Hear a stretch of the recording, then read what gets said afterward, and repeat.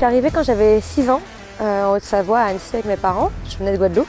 J'ai fait 2 fois les Jeux Olympiques, j'ai été vice-championne du monde et j'ai 4 médailles X Games. J'ai commencé par le patinage artistique au club d'Annecy. J'ai commencé à découvrir les joies de la glisse comme ça. Et après, j'ai bifurqué sur le ski freestyle à la Clusaz. J'aurais jamais eu la carrière que j'ai en halfpipe s'il n'y avait pas eu un halfpipe à la Clusaz. D'être dans un département qui est extrêmement sportif, ça t'aide d'avoir des prédispositions à découvrir des sports. On n'était pas un sport olympique, donc c'est pas du tout entré dans mes calculs entre guillemets de savoir si je voulais en faire ou pas.